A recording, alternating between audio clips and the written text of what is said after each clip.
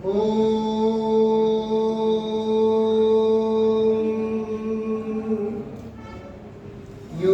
भूतं च भव्यं च सर्वं यश्चादितिष्ठति स्वर्यश्च स केवलं तस्मै ज्येष्ठाय ब्रह्मणे नमः। तस्मै ज्येष्ठाय ब्रह्मणे नमः। तस्मै ज्येष्ठाय ब्रह्मणे नमः। तीनों कालों का जिसे पूरा यथावत जान है, सृष्टि सारी में प्रतिष्ठित बस वही भगवान है स्वयं सुख रूप केवल मुक्तिदाता नाम है। उस महात्म ब्रह्म को श्रद्धा समेत प्रणाम है। जिस बुद्धि को मांगते साधु संत सुजान, उस बुद्धि का है प्रभु देना हमको दान। वेद स्वाध्याय सत्संग करते रहो, वेद स्वाध्याय सत्संग करते रहो।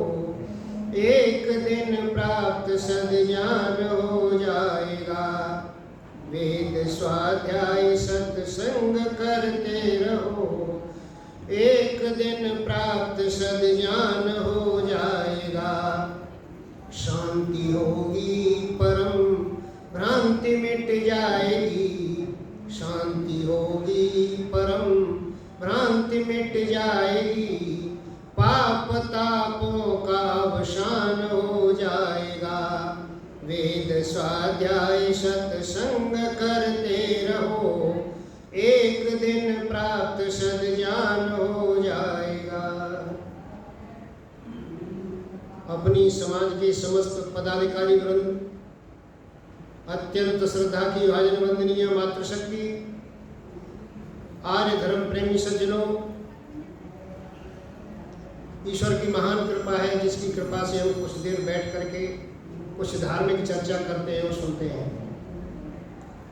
आज जुलूस होने की वजह से उपस्थिति कम है, लेकिन जितनी अन्य आर्य समाज में होती है उतनी आज है। ऐसा नहीं है कि जितनी दूसरे आर्य समाजों में जितनी उपस्थिति होती है उतनी यहाँ है। और उपस्थिति कम होने से या ज़्यादा होने से मेरे प्रवचन को कोई फर्क नहीं पड़ता। मेरे इस चैनल से 2000 आदमी जुड़ा हुआ है।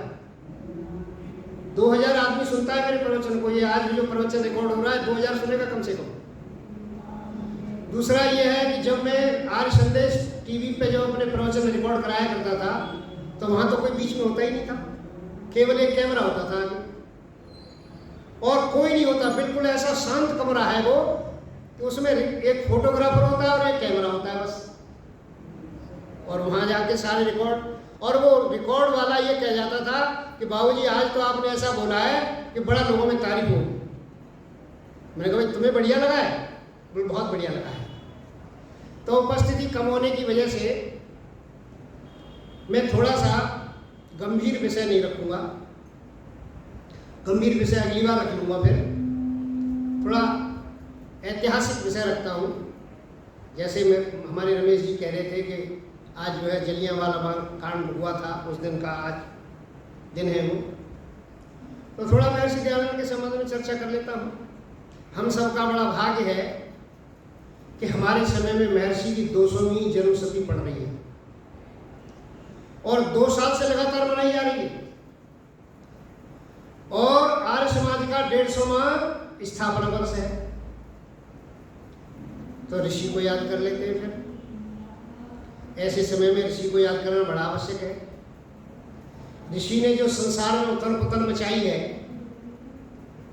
आज उसको थोड़ा याद कर लेते हैं। सज्जनों, हमारे भारतवर्ष का जो नाम है, पुराना नाम आर्यावर्त है। और आर्यावर्त का इतिहास सबसे पुराना इतिहास है। संसार की जितनी भी सभ्यताएं हैं उन सबसे पुरानी हमारी सभ्यता है।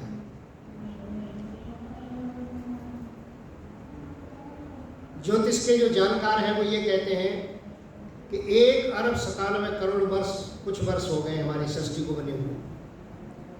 तब से लेकर के आज तक हमारी ये सभ्यता चल रही है। आप किसी विदेश में जाकर के पूछें तो भारत की सभ्यता को सबसे पुरानी बताते हैं, वेद की वजह से। ऐसे वेद की सभ्यता में हमारे अबाल वृद्ध यानी बालक से लेकर के बूढ़े तक ये सब जानते हैं कि हमारे यहाँ 4 युग की कल्पना की गई है कि 4 युग होते हैं हमारे यहाँ, सतयुग, त्रेता, द्वापर और कलयुग। जिस समय हमारे देश में महाभारत होकर के समाप्त हुआ था और अभिमन्यु के पुत्र परीक्षित राज कर रहे थे, उस समय ये कलयुग प्रारंभ हुआ। ऋषि परंपरा चलती थी हमारे यहाँ, सारे के सारे ऋषि हुआ कर, ज्यादातर ऋषि हमारे यहाँ हुआ करते थे, लेकिन 5000 वर्ष जो है बहुत लंबे अंतराल तक कोई भी ऋषि हमारे यहाँ से उत्पन्न नहीं हुआ। 5000 वर्ष के बाद महर्षि दयानंद का अवतरण हुआ। सज्जनों, ऐसा अवतरण जिसने संसार में, न केवल हमारे भारतवर्ष में बल्कि संसार में उथल पुथल मचाई। उस महर्षि के जीवन को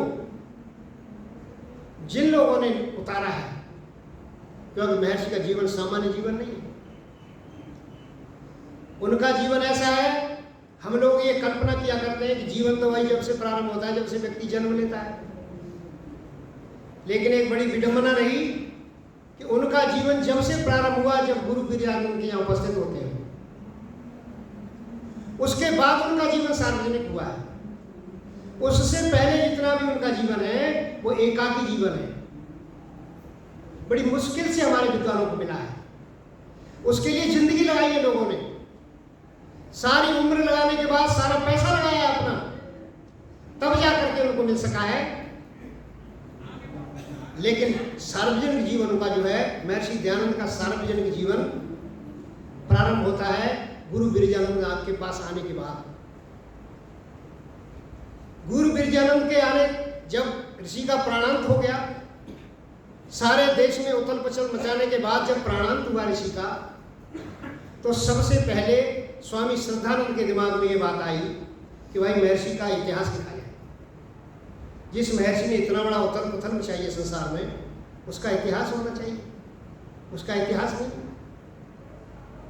सज्जनों, लगातार वो विद्वानों की तलाश करते रहे। गुरुकुल कांगड़ी स्थापित हो चुका था, उसके बाद लगातार प्रयास करते रहे और उन्होंने सबसे पहले लेखराम को लगाया। लेखराम जो एक आर्य समाज की आग थे, हर समय प्रवचन करना, शास्त्रार्थ करना, ईश्वर का ध्यान करना, इसके अलावा न उनको पत्नी की चिंता थी, न पुत्र की चिंता थी तो केवल और केवल महर्षि दयानंद की चिंता थी। महर्षि दयानंद के काम पर जब लगे, सज्जनों बहुत प्रयास किया, 5 वर्ष उन्होंने प्रयास किया है। 5 वर्ष लगे रहे। जहां जहां महर्षि गए, आपको ताज्जुब होगा कि महर्षि दयानंद जहां पैदा हुए थे उसको लेखराम जी ट्रेस नहीं कर सके। लेखराम जी का एक वेशभूषा थी, पंजाबी वेशभूषा पहना करते थे वो, जिसमें चूड़ीदार पजामा, कुर्ता, एक हल्की सी दाढ़ी भी रखा करते थे। तो वहां जब जाते थे गुजरात में, तो लोग उनको ये मानते थे कि ये मुसलमान है, कहीं मुसलमान जैसा मानते थे उनको, और ये कहते थे कि भाई इसको मत बताओ, हमारे जो परिवार का व्यक्ति जो गया है वहां बाहर निकल के गया है, उसने कोई ऐसा कार्य कर दिया है जो हिंदू के विरोध में है, हिंदू का विध्वंस करने का काम कर दिया है, इसलिए उसको, हमारे परिवार को कोई संकट ना आ जाए, इस वजह से उसको बताओ मत किसी को। सज्जनों, छिपा के रखा,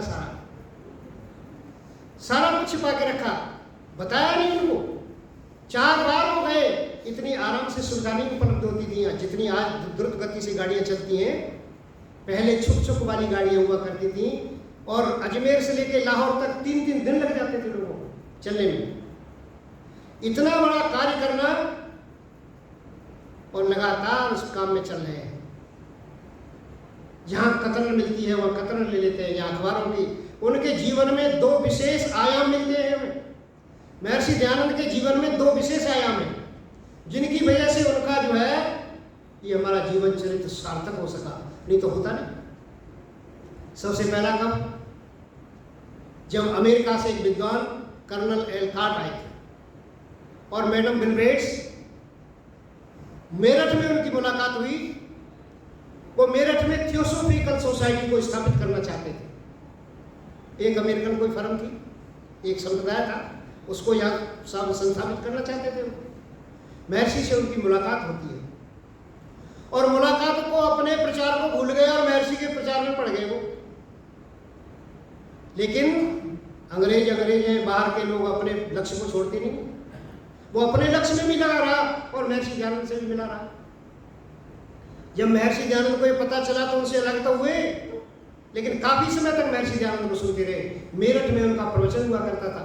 मेरठ में लगातार पत्नी पत्नी दोनों आते रहे वहां और महर्षि से एक निवेदन किया कि महाराज आप इतना अच्छा बोलते हैं, आपको इतना लंबा स्वाध्याय है, गंभीर चिंतन है आपका, तो कृपया अपने जीवन के बारे में कुछ बताइए। महर्षि ने कहा कि ये कोई बड़ी बात है? अरे मुझे शास्त्रार्थ करना है, वेद भाष्य करना है, मुझे प्रवचन करने हैं, लोगों के पत्रों के उत्तर देने हैं और शास्त्रार्थ के लिए हर समय ललकारते हैं लोग मुझे। मैं इन कामों में लगूंगा कि एक छोटे से काम में लग जाऊंगा मैं अपने जीवन को बताने के लिए? सज्जनों, इससे ये पता चलता है कि महर्षि कितने निष्प्रय थे, अपनी ख्याति नहीं चाहते थे। आज व्यक्ति की ये हालत है कि कार्य थोड़ा करेंगे और ख्याति ज्यादा चाहिए, उसको गाएंगे बहुत ज्यादा, जो कि हमारे शास्त्रों में निषेध है। हमारे शास्त्रों में विधिवाक कहे गए हैं कि यज्ञम चरति अनृतम। ये जो हम रोजाना यज्ञ करते हैं ना, बड़ा पवित्र कार्य है, लेकिन ये नष्ट कैसे हो जाता है? क्यों नहीं फल मिलता हमें? कि यज्ञ भी करते रहते हैं और असत्य भी करते रहते हैं। असत्य चरण भी चल रहा है, वो तुरंत शरण हो जाता है। यज्ञम चरति अनृतम, यज्ञ भी करना है और अनर्थ भी करना है, झूठ भी बोलना है, समाप्त हो जाएगा। और तपम चरत विस्मय, आपने कोई तप किया। मैं पिछले दिनों नवदुर्गा गए हैं, मैंने 20 आदमियों को कहते सुना कि भाई मैं 7-9 दिन बिल्कुल भूखा था, मैंने कुछ भी नहीं खाया। अब जो व्रत नहीं करते वो संशय में पड़ जाते हैं कि भाई ये बढ़िया रहा, हम तो बेकार हो गए। तो सज्जनों ये क्या होगा? तपम चरत विस्मया, किसी दूसरे को अपने तपस से विस्मय में डालने से तप का क्षीण हो जाता है, वो तप बचता नहीं। और आयु ब्रह्मोपवादेन, आयु कैसे क्षीण होती है? ब्रह्मोपवादेन, किसी ब्रह्म के जानने वाले, किसी पंडित के प्रति, किसी ब्राह्मण के प्रति उसका अपकार कर देने से, उसका बुरा कर देने से आयु क्षीण होती चली जाती है। और दानम परिकीर्तना, दान कैसे क्षीण होता है हमारा? परिकीर्तन करने से, इसको बार बार गाने से। हमने कोई 1000 दान किया और मंत्री जी से कह रहे हैं कि मंत्री जी हमारा करो, अनाउंसमेंट करो।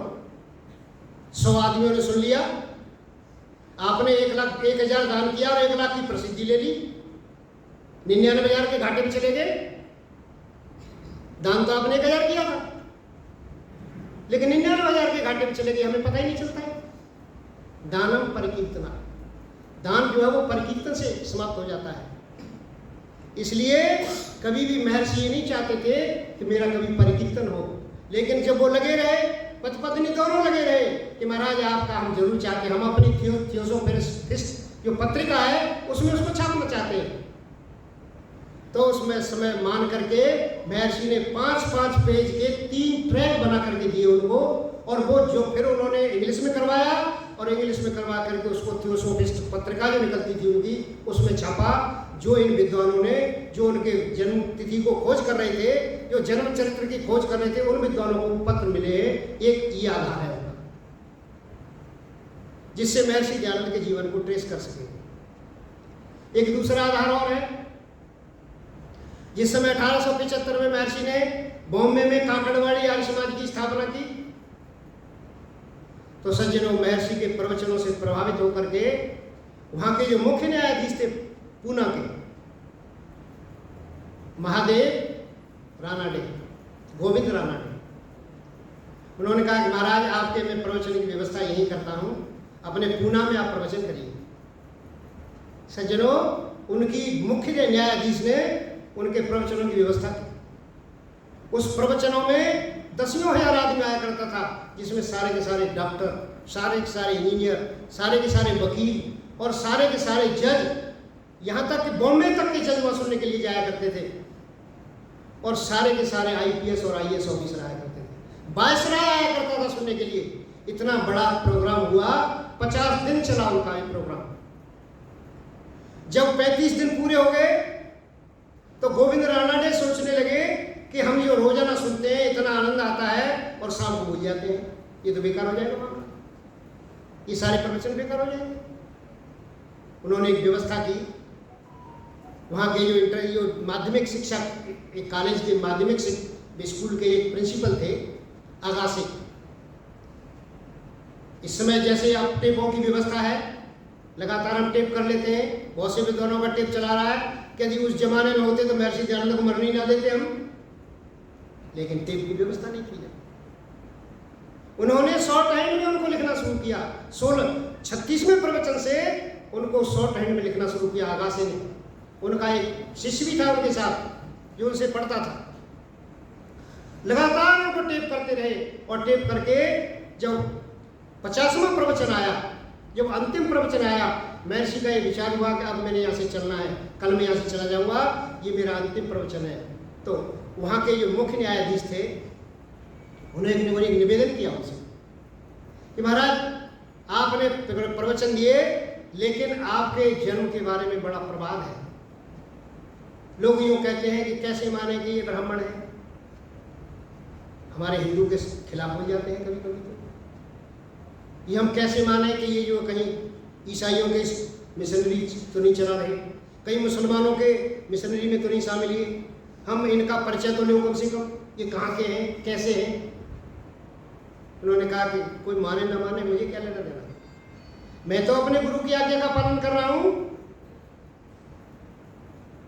कहने लगे महाराज बहुत आवश्यक है, आपका अंतिम प्रवचन है आज, आप अपना थोड़ा सा परिचय दीजिए। उन सभी के आग्रह को मान करके महर्षि दयानंद ने वहाँ जो है थोड़ा सा अपना परिचय, जब से पैदा हुए थे और उस कुर्सी पर बैठने तक जो भी उनके जीवन में घटा उसका संक्षिप्त परिचय 15वें प्रवचन में किया है उन्होंने। जो प्रवचन 50वां था, उपदेश मंजरी का 15वां प्रवचन है वो, लेकिन वो 50वां प्रवचन था जिसमें महर्षि ने थोड़ा सा अपना परिचय दिया है। ये 2 आधार विद्वानों को मिले, और उन विद्वानों ने इस आधार को लेकर के थोड़ा सा कार्य आगे बढ़ाया। जहाँ जाते थे, कहाँ कहाँ गए, कहाँ कहाँ नहीं गए, जहाँ जहाँ भी उनके प्रवचन होते थे विद्वान वहाँ जाया करते थे, उन लोगों से सुनते थे कि भाई क्या है, उनको लिख करके लाते थे तिथि वाई। और धीरे धीरे करके, इतना आसान नहीं होता जीवन चरित्र लिखना, जो शोध के विद्यार्थी हैं वो जानते हैं कि कैसे खोज होती है, कैसे खोज होती है, बड़ा परिश्रम करना पड़ता है लोगों को। 5 वर्ष तक लगातार लगे रहे, और सारे के सारे 2,500-3,4 हजार पेज इकट्ठे किए। कहीं अखबारों की कतरनें थी, कहीं जो है हाथ से लिखे हुए थे, कहीं पत्र थे, लगातार इकट्ठे करते रहे। सज्जनों आप सभी जानते हैं उस घटना को कि 6 मार्च 1897 को एक दुष्ट यवन ने विश्वासघात करके उन पर चाकू का प्रहार कर दिया।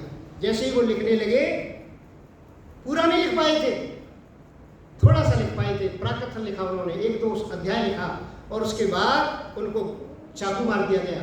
और चाकू, केवल चाकू नहीं मारा, उस चाकू को घुमा दिया, उनकी 8 जगह से आते कट गई, और सज्जनों तड़पते रहे बहुत देर तक। 3 घंटे बाद उनको ये सुविधा उपलब्ध हो सकी, और रात के 2 बजे उस महासपूत ने प्राण त्याग दिया। पुनः दोबारा एक संकट पैदा हो गया, स्वामी श्रद्धानंद के आगे दोबारा एक संकट पैदा हो गया कि भाई अब कैसे जीवन लिखिए। ये तो जीवनी लिखने वाले खत्म हो गए। उन्होंने सारी सामग्री इकट्ठी की लेकिन लिख नहीं पाए। स्वामी श्रद्धानंद ने बड़ा प्रयास किया उसके, लगातार विद्वानों के संपर्क में रहे। एक विद्वान उनके संपर्क में आए, मास्टर आत्माराम अमृतसरी। आत्माराम अमृतसरी उनके संपर्क में आए और संपर्क में आने के बाद उनसे कहा गया कि इस बचे हुए काम को आप पूरा करें। महात्मा आत्माराम अमृतसरी वो व्यक्ति थे, नेता भी थे, 5-4 विषयों के ज्ञाता थे, हिंदी, संस्कृत, इंग्लिश और उर्दू, 4 विषयों के मास्टर थे। और इतने बढ़िया नेता थे कि वो सरकारी नियमों से भी बहुत अच्छी तरह अवगत थे।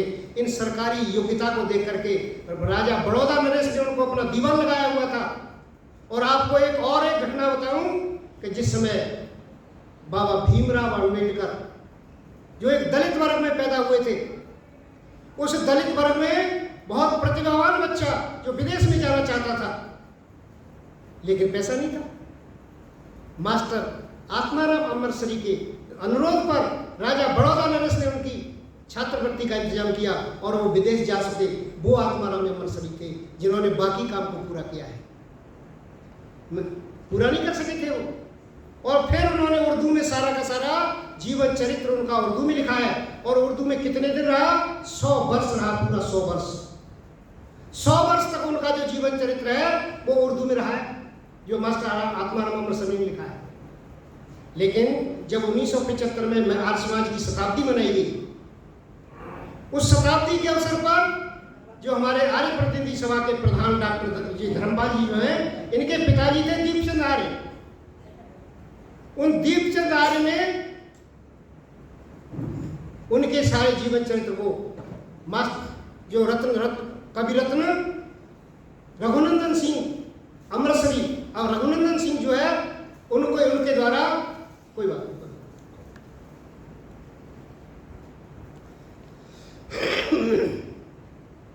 रघुनंदन सिंह अमृतसरी उनके द्वारा उसको हिंदी में कराया गया। 1975 में वो हिंदी में हुआ है। और कमाल की बात यह है उसमें टंकारा जैसी और दूसरी घटनाएं भी डाल दी गई, जबकि वो जो है पता नहीं कर सके, क्योंकि वो बताता ही नहीं था। कोई पल्ला झाड़ लेते थे लोग, टंकारा में पल्ला झाड़ लेते थे लोग कि नहीं जी हमारे परिवार से कोई आदमी नहीं गया। सज्जनों, एक प्रयास ये हुआ है जो लेखराम के द्वारा हुआ है। एक दूसरा प्रयास और हुआ। दूसरा प्रयास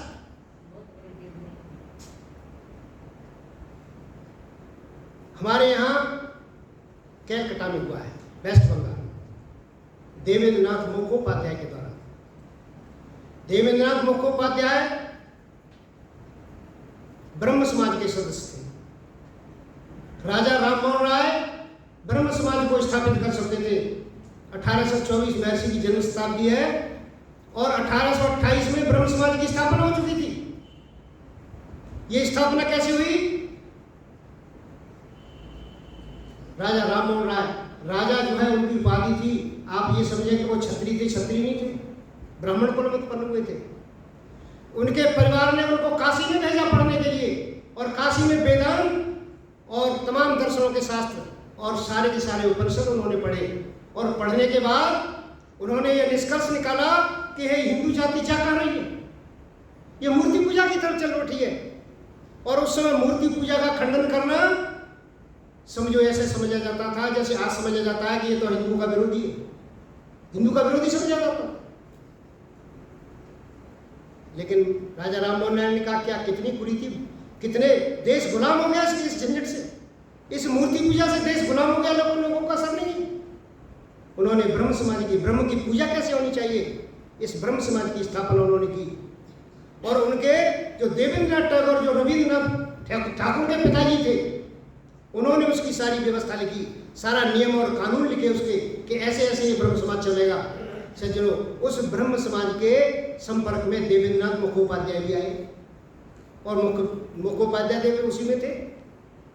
लेकिन मुखोपाध्याय के सामने एक समस्या थी, जिस तरह से ये पाप बढ़ रहा था, जिस तरह से पूजा पद्धति बढ़ रही थी, उस तरह से उनका इलाज नहीं हो रहा था उससे। क्यों कि जो है जिस तरह से जितना पानी तेजी से आता है उसका बांध उतना ही बड़ा होना चाहिए। उनके दिमाग में थी कि राजा राम मोहन राय ठीक कार्य नहीं कर पा रहे। राजा राम मोहन राय स्वयं अपने जीवन के लिए बड़े चिंतित थे। वो जब जहां जाते लोग उनका विरोध करते थे, उनके परिवार ने उनका विरोध किया और समाज, मुसलमान समाज ऐसा बवाल मचाया उनके खिलाफ कि उन्होंने कलकत्ता में जाकर के जान बचाई जैसे तैसे। न चाहते हुए भी बहुविवाह के विरोधी थे, लेकिन इसके बावजूद भी राजा राम मोहन राय ने 3 शादियां करनी पड़ी अपनी जान बचाने के लिए। तो इसका उनके जीवन पर, मुखोपाध्याय के जीवन पर बड़ा उल्टा असर पड़ा कि जो ब्रह्मचर्य का पालन करना चाहिए ये व्यक्ति उतना नहीं कर पा रहा, ये आगे नहीं चल पाएगा। सज्जनों, इतने संपर्क के बाद उनके बाद जो है महर्षि दयानंद का संपर्क होता है। महर्षि दयानंद प्रकट होते हैं कलकत्ता में और मुखोपाध्याय के पास आते हैं। मुखोपाध्याय प्रश्न करते हैं उनसे, लगातार उनके प्रवचन चलते थे, मुखोपाध्याय भी पहुंचते थे वहां पे और वो प्रश्न करते हैं उनसे। और प्रश्न करने के बाद पूछते हैं कि आप मुखोपाध्याय को जानते हैं? महर्षि कहते हैं कि ऐसे प्रश्न केवल मुखोपाध्याय ही कर सकता है। सज्जनों, उनकी विद्वता से इतने प्रभावित हुए कि फिर जो उन्होंने समझ लिया कि जिस तार्किक रीति से, जिस धार्मिक रीति से और जिस दार्शनिक रीति से मूर्ति पूजा का जवाब महर्षि दयानंद देते हैं, उतना ध्यान जो है वो ब्रह्म समाज नहीं दे पा रहा। उन्होंने 4 कारण लिखे सज्जनों कि मैं महर्षि दयानंद की तरफ क्यों आकर्षित हुआ। देवेंद्रनाथ मुखोपाध्याय 4 कारण बताते हैं। वो कहते हैं कि महर्षि दयानंद आर्ष विद्या का प्रचार करते थे और संसार में जो ऋषियों की विद्या है, हमारा देश तो ऋषियों का है। गौतम, कर्ण, कपिल, कणादि आदि पैदा हुए हैं। ये सारे के सारे ऋषि, ये ऋषियों का पंथ नहीं हुआ करता, वो वेद के आधार पर कार्य करते हैं। लेकिन संसार में जो चल रहा है, अपनी अपनी ढपली, अपना अपना राग, अपनी अपनी छोटी किताब, कोई हनुमान चालीसा बना रहा है, कोई जो है देवी अष्टक पर प्रारंभ हो गया, ये सारे के सारे चल रहे हैं, कोई उन पुस्तकों को पढ़ता ही नहीं। लेकिन महर्षि दयानंद आर्ष विद्या का, जब वो गुरु के पास से निकले तो गुरु ने एक बात कह दी थी उनसे कि दयानंद तुम जाते हो बाहर, लेकिन एक कसौटी ध्यान रखना कि आर्ष विद्या को मत छोड़ना, ऋषि परंपरा को मत छोड़ना। क्योंकि जो आधुनिक विद्वान हैं, इनके ग्रंथों में ईश्वर की निंदा भरी पड़ी है। ईश्वर की यदि सही स्तुति करनी है तो वो वेद है। इसलिए वेद ही अच्छी सबसे बड़ी पुस्तक है। और जब देवेंद्रनाथ बाबू ने सुना कि भाई वेद का प्रचार करते हैं ये, और जो आर्ष ग्रंथ हमारे सारे के सारे इतने मत मजहब संप्रदाय पैदा हो गए, इन लोगों ने इतने कर दिए, आपको ताज्जुब होगा। अब 101 जो है इंद्र विद्या वाचस्पति एक बहुत बढ़िया बात लिखते हैं, एक पत्र का हवाला देते हैं। वो आपको मैं बताना ठीक समझ, आर्य दर्पण एक पत्र है जो जून 1980 में छपा था। इंद्र विद्या वाचस्पति ने जो पुस्तक लिखी है ये, इसमें इसका हवाला दिया है। कहते हैं कि हमारी जो देश की जनसंख्या थी, हमारा जो देश जिस समय महर्षि दयानंद के टाइम में 32 करोड़ जनसंख्या थी केवल, जिसमें 8 करोड़ मुसलमान बन चुका था, कई लाख व्यक्ति ईसाई बन चुके थे, दूसरे धर्मों में दाखिल हो रहे थे। केवल 22 करोड़ व्यक्ति था जो हिंदू मत में चल रहा था। लेकिन क्या करें, इस 22 करोड़ व्यक्तियों को इतने विभागों में बांट रखा था लोगों ने, अपने अपने सारे दड़वे बना करके, अपने अपने पंथ चला करके इतने भागों में। इसका ये हवाला देते हैं कि उस समय 3 मुख्य संप्रदाय हुआ करते थे, एक वैष्णव, एक शिव शैव और एक शाक्त। 3 संप्रदाय हुआ करते थे, जिसमें वैष्णव संप्रदाय के 20 संप्रदाय चल रहे थे उस समय, जिसमें एक संप्रदाय वल्लभाचारी, मध्वाचारी, सनकादिक संप्रदाय, रामानंदी संप्रदाय, राधा स्वामी, नित्यानंदी, कबीरपंथी, खाकी, मलूकदासी, दादूपंथी, रामदासी, सेनाई, मीराबाई, सखीवा, चरणादासी, हरिश्चंद्री, साधनापंथी, माधवी और बैरागी, जो नागे साधु हैं। ये 20 संप्रदाय वैष्णव में चले हुए थे उसमें।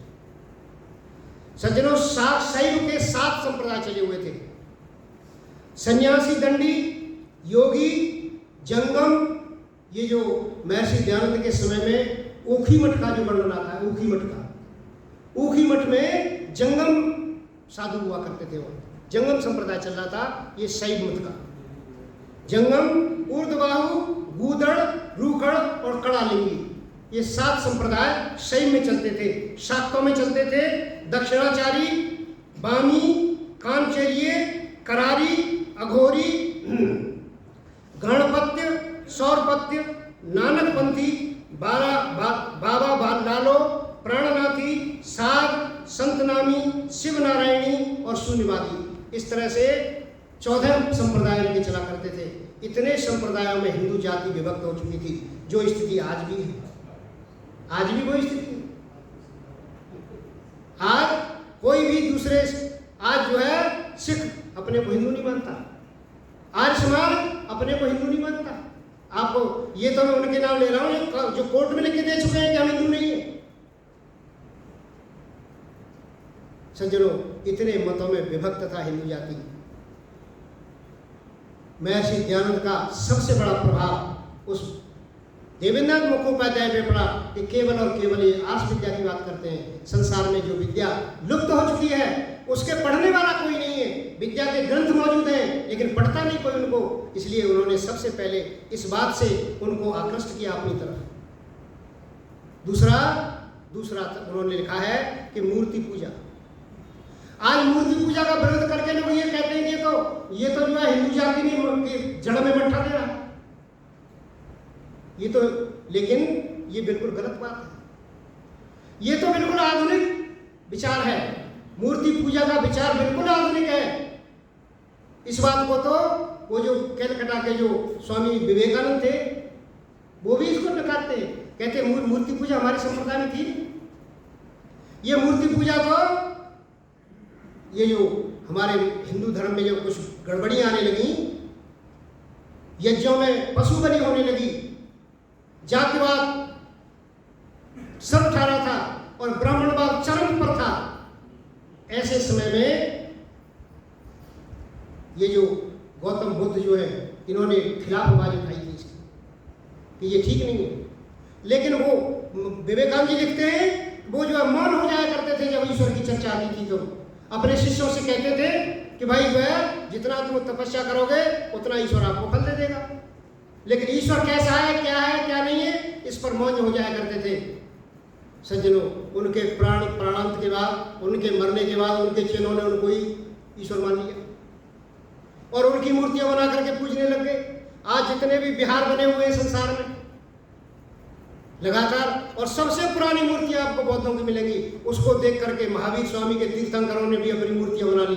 और इसके पैरेलल जब इनकी सारी की सारी हिंदुओं की भीड़ जब इनके मंदिरों में जाने लगी तो उसके बाद जो है हिंदू संप्रदाय के लोगों ने भी अपना जो है भगवान कृष्ण और भगवान राम की मूर्तियां बनाना शुरू कर दी। लेकिन ये बिल्कुल आधुनिक विचार था। इसके उन्मूलन के लिए जितना सटीक उत्तर, जितना तार्किक उत्तर महर्षि दयानंद दिया करते थे, उतना तार्किक उत्तर जो है ब्रह्म समाज नहीं दिया करता था। इस विचार ने भी मुखोपाध्याय को महर्षि दयानंद की तरफ आकृष्ट किया। एक तीसरा विचार था महर्षि दयानंद का ब्रह्मचर्य। 2,500 वर्ष के अंतराल में कोई भी ऐसा व्यक्ति, कुछ समय बाद महाभारत के बाद में पाणिनि का जन्म हुआ है, पाणिनि ने व्याकरण लिखा है, व्याकरण पर वार्तिक कात्यायन ने लिखा है और उनका महाभाष्य पतंजलि ने लिखा है। उस समय कुछ ये धर्म परंपरा चली कि वेदों को पढ़ने के लिए व्याकरण का उदय हो गया था, व्याकरण से वेद को समझा जा सकता है। लेकिन उसके बाद कोई ऐसा व्यक्ति नहीं हुआ जो महर्षि दयानंद की तरह ब्रह्मचारी हो। ऐसा ब्रह्मचारी देवेंद्रनाथ मुखोपाध्याय कहते हैं कि जब मैं मथुरा गया और मथुरा के लोगों से पूछा कि वो कैसे रहते थे यहाँ पे, तो मथुरा के लोगों ने बताया कि जब वो ब्रह्मांड घाट से, वो जो ब्रह्म घाट था वहाँ, उससे जब गुरु के लिए घड़ा पानी लाते थे नहाने के लिए, तब उनकी गर्दन बिल्कुल नीचे हुआ करती थी। जब चलते थे मार्ग में उनकी गर्दन बिल्कुल नीचे हुआ करती थी, किसी की तरफ देखा नहीं करते थे आंख उठा करके। अमरनाथ जोशी के हवेली में उनके भोजन की व्यवस्था थी, वहां भी वो जाते थे तो नीचे को निगाह डाल के जाते थे, कभी ऊपर को सर नहीं उठाते थे। ऐसा उत्कृष्ट ब्रह्मचारी जो ललाट जिसका चमकता था, जिसका वक्षस्थल बहुत बढ़िया चमकता था, जिसकी जंघाएं इतनी मोटी थी और पेट बिल्कुल छिटका हुआ नहीं, इतना उच्च कोटि का ब्रह्मचर्य उनके अंदर था। इस ब्रह्मचर्य को देख करके देवेंद्रनाथ मुखोपाध्याय कहते हैं कि मैं महर्षि दयानंद की तरफ आकृष्ट हुआ। सज्जनों, एक चौथी बात और बताई उन्होंने, एक चौथी बात उन्होंने बताई कि मैं क्यों आकृष्ट हुआ महर्षि दयानंद की तरफ। संसार में, हमारे भारतवर्ष में ऐसा रोग चल गया था कि अपनी अपनी ढपली अपना अपना रहा। कोई भी पंडित जो है वो अपना मत पंथ चला रहा है, कोई भी पुजारी अपना मत पंथ चला रहा है, और राजा 700 विभागों में बटा हुआ था देश अपना। राष्ट्र की कल्पना किसी के अंदर नहीं थी। महर्षि दयानंद ने सबसे पहले विचार प्रस्तुत किया कि भारत एक राष्ट्र है। इस राष्ट्र को जो हजारों वर्ष जो है वो मुसलमानों का गुलाम रहा, और इस समय अंग्रेज गुलाम, और सारे के सारे राजा आपस में लड़ते थे, एक दूसरे को नष्ट करवाने के लिए विदेशी आक्रांताओं को बुलाया करते थे। ऐसा भारत की स्थिति थी। पब्लिक इतनी परेशान और दुखी थी। इसका उपाय केवल राष्ट्र के रूप में जो चिंतन महर्षि ने दिया है। कांग्रेस का तो जन्म भी नहीं हुआ था, आरएसएस का जब तक जन्म भी नहीं हुआ था, तब महर्षि दयानंद ने ये राष्ट्र की कल्पना दी थी। सज्जनों, इन 4 कारणों से वो जो है महर्षि दयानंद की तरफ आकृष्ट हुए। महर्षि दयानंद की तरफ झुके, अपने ब्रह्म समाज को छोड़ दिया। और सज्जनों, जिस समय ईश्वर महर्षि दयानंद का प्रारंभ हुआ, वो व्यक्ति पागल हो गया। आप उस तरह का पागल नहीं, वो पागलपन के महर्षि दयानंद का जीवन लिखना है मैंने। सज्जनों, 15 वर्ष लगाए उस व्यक्ति ने। 15 वर्ष लगाने में एक बहुत अच्छे लेखक हुआ करते थे, वो उपन्यासकार थे।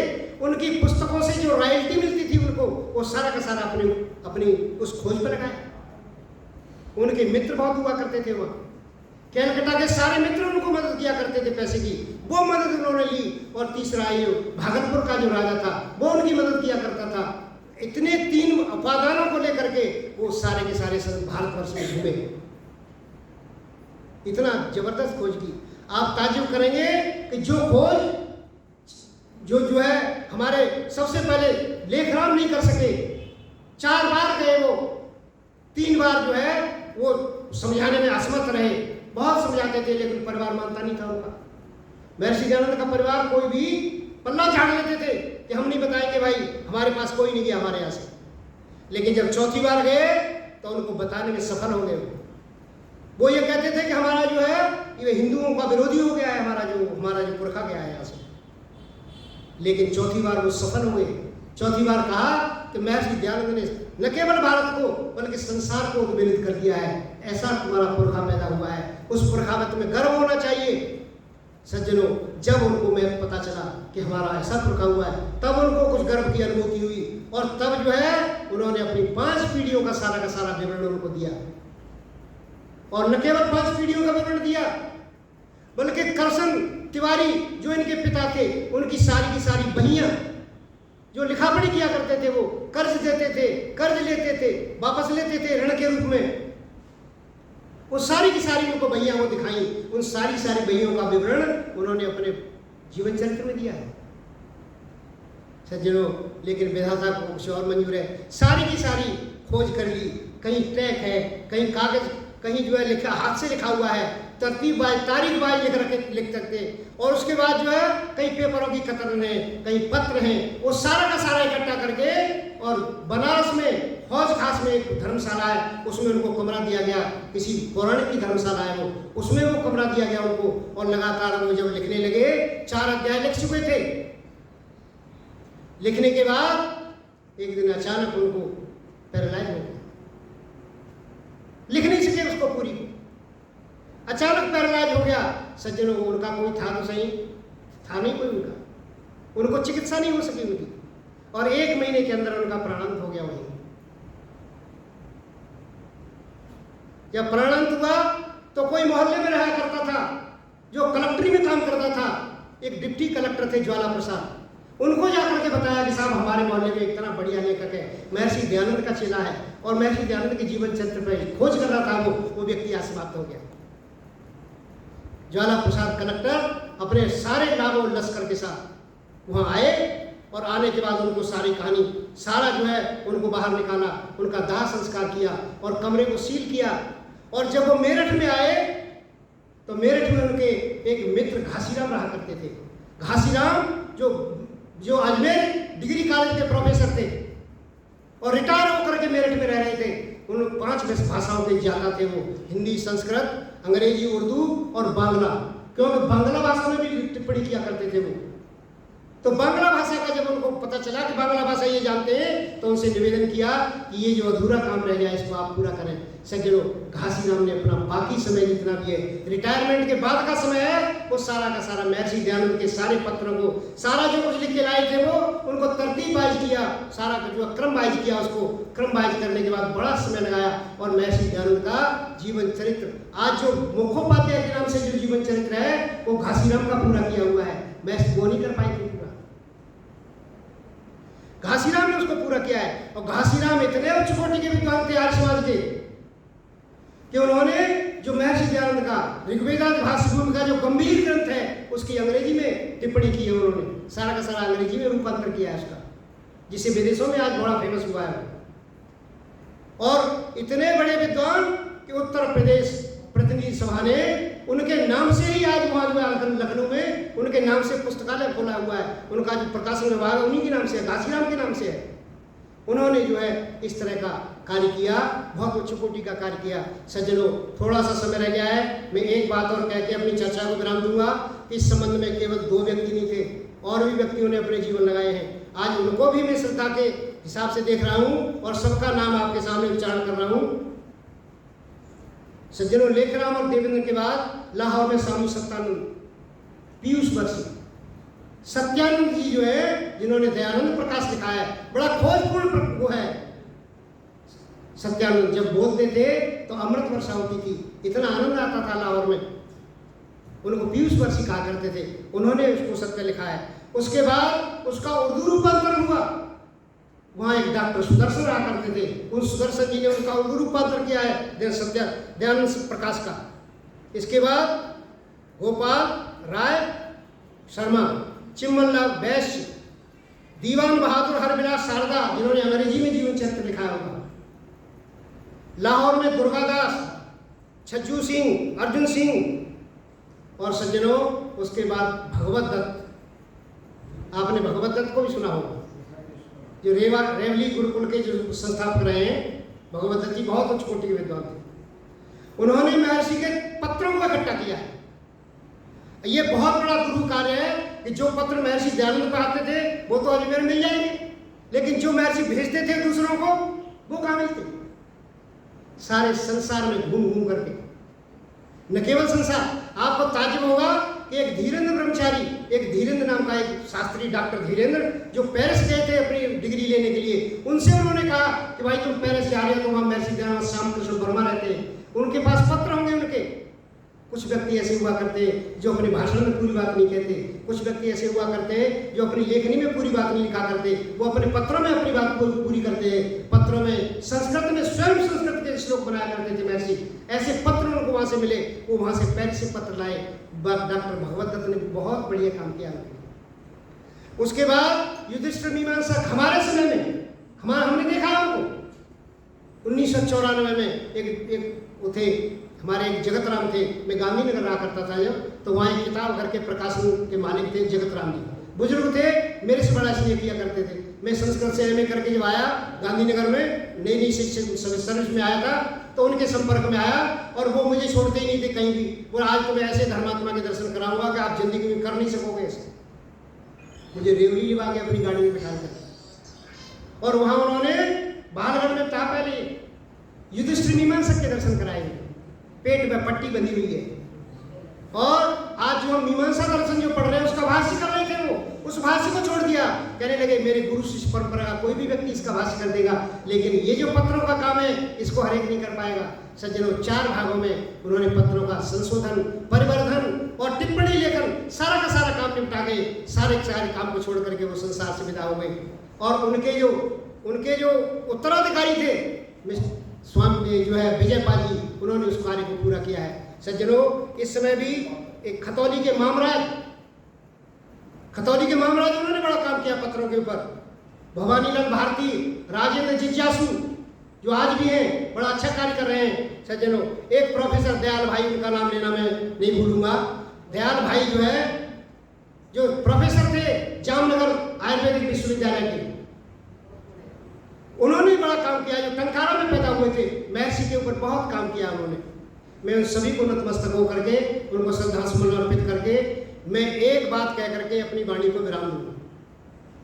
इन सारे के सारे लेखकों ने महर्षि दयानंद के जीवन को उठाने में जो कार्य किया है, बहुत अविस्मरणीय कार्य है। लेकिन एक काम बड़ा बढ़िया किया है इन्होंने। इन व्यक्तियों ने कोई भी ऐसा चमत्कार महर्षि के जीवन में नहीं डाला जो दूसरे विद्वान डाला करते हैं। आप कबीर पंथियों को देख लो, आप नानक पंथियों को देख लो, क्या चमत्कार डाले हैं उन्होंने। कबीर पंथी जो दिनों रात खंडन मंडन किया करता था, जब वो मरा तो उसके चेले मुसलमान भी थे और हिंदू भी थे। वो लड़ने लगे, मुसलमान कहने लगे हम तो दबाएं इसको, गाड़ेंगे इसको, और जो हिंदू थे वो हमको जलाएंगे इसको। तो कोई समझदार कहने लगा कि भाई ऐसा करो, देखो तो सही इसमें क्या है। जब उनका पर्दा उठाना गया तो उसमें सारे के सारे फूल निकले। बताओ कोई मानेगा इस बात को? वो लाश गायब हो गई और उसमें फूल हो गए। आधे फूल हिंदुओं ने बांट लिए, आधे मुसलमानों ने बांट लिए। मुसलमानों ने फूल गाड़ दिए, हिंदुओं ने फूल जला दिए। ये चमत्कार भर रखे। गुरु नानक किसी के घर में गए, एक व्यक्ति रोटी लाया, एक दूसरा व्यक्ति रोटी लाया। एक की रोटी निचोड़ी, उसमें दूध निकल गया। दूसरी रोटी निचोड़ी, उसमें खून निकल गया। सज्जनों, ये क्या है? महर्षि दयानंद के जीवन में एक भी ऐसा चमत्कार नहीं जोड़ा। इन लोगों ने इतना महान कार्य किया है। हमारे हिंदू भाइयों ने भी, भगवान राम और कृष्ण जितने ऊंचे, इतने उदार व्यक्ति थे, उनके जीवन में ऐसी ऐसी बातें जोड़ दी जो प्रकृति नियम के विरुद्ध है, सृष्टि नियम के विरुद्ध है। एक लात लगाते हैं, एक पैर लगाते हैं, एक पत्थर जो महिला के रूप में तब्दील हो जाता है। वो केवट कहता है भाई मैं तुम्हें जो है नाव में नहीं चढ़ा सकता। पत्थर जो है महिला बन गई थी, मेरी नाव यदि महिला बन गई तो मैं गुजारा कैसे करूंगा। मैं तो भगवान उसने एक नया टोटका किया, और जब टोटका पूरा करने के बाद फिर उसको नाव में चढ़ाया भगवान राम ने। ऐसे ऐसे टोटके जोड़ रखे हैं सज्जनों, ऐसे ऐसे चमत्कार जोड़ रखे। लेकिन महर्षि दयानंद के शिष्यों को, मैं महर्षि दयानंद के जीवनी लेखकों को नमस्ते और धन्यवाद करता हूं कि जिन्होंने कोई भी आज तक ऐसा चमत्कार महर्षि के जीवन में नहीं जोड़ा। पवित्र जीवन रहा सारा का सारा। आप उस जीवन को पढ़ें। आपने बड़े ध्यान से सुना। इन्हीं शब्दों के साथ मैं अपनी वाणी को विराम देता हूं। समय पूरा हो गया। ओम शम।